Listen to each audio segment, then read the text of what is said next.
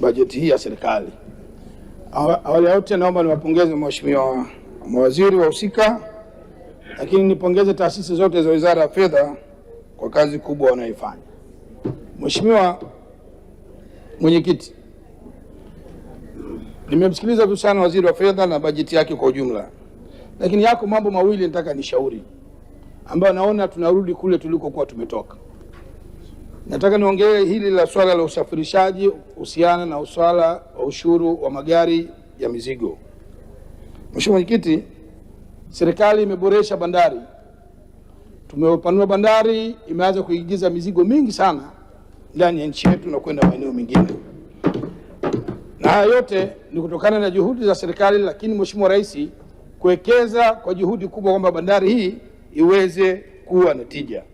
Mheshimiwa, tumeboresha bandari, lakini tunakuja kuua sekta ya usafirishaji. Tunaboresha upande mmoja, tunakuja kuua upande wa pili. Mheshimiwa Mwenyekiti, jambo hili lilishawahi kutokea nyuma. Tulishawahi kuwa tumesamehe msamaha ya magari ya mizigo yanayoingia kutoka nje, tunaleta Tanzania na tunapata msamaha wa kodi. Katikati hapa tukaja tukarudisha, tukafuta msamaha wa kodi. Wawekezaji wengi kwenye sekta ya usafirishaji ni wa Tanzania na wengi wanajua biashara. Mwisho wa siku walituhama, wakaenda upande wa pili wa Rwanda, wakaanza kuagiza magari kupitia Rwanda kwa sababu kule ni zero rate. Kwa hiyo wafanyabiashara wakaenda kusajili magari yao wapi? Rwanda. Tulivyogundua kosa hilo, Mheshimiwa Mwenyekiti, tukaja tena bungeni tukasema pana, kwa sasa hivi turudishe msamaha wa hizi roli ili tuweze kuwavutia wawekezaji waje wanunua magari mengi wawekeze ndani ya nchi yetu, na mwisho wa siku tuweze kusafirisha mzigo wa kutoka Dar es Salaam kwenda Kongo, kwenda Rwanda na kwenda maeneo mengine. Sasa Mheshimiwa Mwenyekiti, mimi yaniingia akili, na Mheshimiwa Waziri naomba unisikilize katika hili. Kama tunaondoa msamaha wa kodi kwenye magari tunaoagiza kutoka nje, magari ya mizigo, kwa sababu tu kuna kiwanda kimoja cha kuassemble magari hapa ambacho nafikiri ni Wowo au FAO, tunazuia gari zingine aina nyingine zisiweze kuingia ndani ya nchi yetu kwa sababu tunalinda viwanda. Mheshimiwa Mwenyekiti, hii kauli ya kulinda viwanda vichache, kunakuwa na shida hapa katikati. Haiwezekani mimi natamani kununua Shackman au nataka niagize Scania nishindwe yani nisisamehewe kodi kwa sababu kuna Mchina amefunga kiwanda cha kuassemble magari. Hali iwezekani. Mheshimiwa Mwenyekiti, tulishafanya makosa hayo, waheshimiwa wabunge mtakumbuka. Tuliweka hapa VAT kwenye transit goods. Watu wote walitukimbia hapo. Bandari ikaanza kukauka magari. Leo hii tumeboresha bandari, Mheshimiwa Mwenyekiti. Mizigo imekuwa mingi. Unakuja na hoja ya kufuta msamaha wa kodi kwenye magari ya mizigo. Kweli tuko sawa? Siamini Mheshimiwa Mwenyekiti katika hili. Mimi nimuombe Mheshimiwa Waziri wa Fedha aje aiondoe kodi hii ili tuweze kuendeleza na kuwavutia wawekezaji mbalimbali waje wawekeze ndani ya nchi yetu ili na bandari yetu iweze kuwa na tija. Mheshimiwa Mwenyekiti, tukiwa na makontena mengi yanayopita hapa, tukiwa na mizigo mingi tunayopita hapa, tutapata kodi zaidi ya hii tunayosamehe kwenye import duty ya magari yanayoingia nchini. Mheshimiwa Mwenyekiti, import duty naomba nishauri tuiondoe. Tubakie na VAT kama zamani.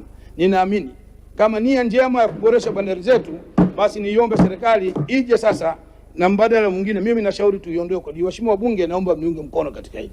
Lengo letu ni kuhakikisha kwamba Tanzania yetu inasonga mbele, lakini wawekezaji wanakuja kuwekeza kwa wakati. Mheshimiwa Mwenyekiti, hili la pili, nitaomba viongozi mtuie radhi sana katika hili. Sisi humu ndani ni wabunge na tumo kwenye kamati mbalimbali.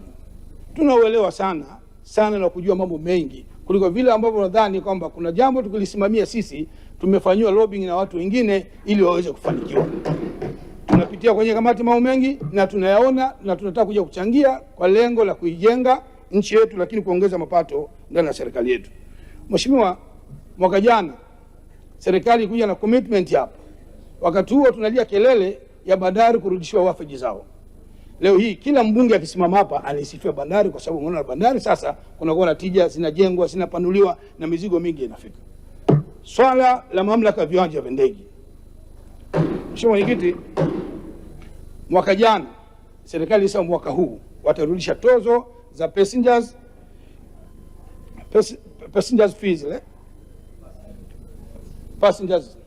fees 5%. Nafikiri mheshimiwa atanisaidia hapo.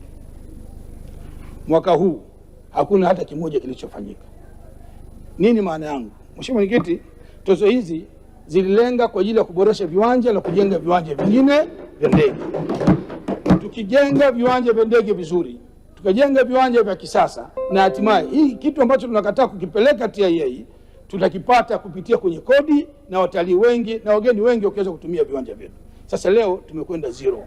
Serikali inakuja hapa inasema itatenga fedha za kujenga viwanja vya ndege.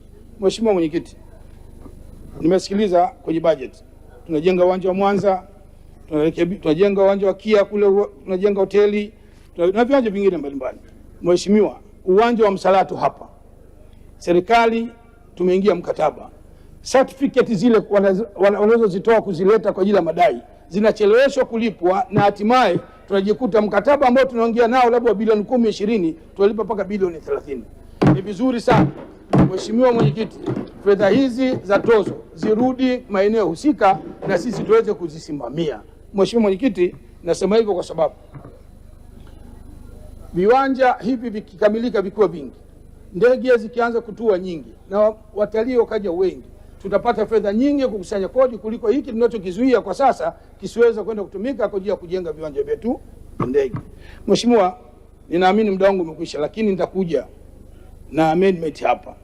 Ili jambo hili nitakuja kuliunga mkono pale ambapo waziri ataniridhisha kwamba tumekubaliana, na kama itashindikana atoe commitment mwakani fedha hizi ziweze kurudishwa na hatimaye viwanja vya ndege viweze kujengwa wakati na kukarabatiwa ili tuende na wakati na kwa muda unaotakiwa. Asante sana Mheshimiwa Mwenyekiti, tutakuja kuunga mkono wote nitapokuja kumsikia Mheshimiwa Waziri.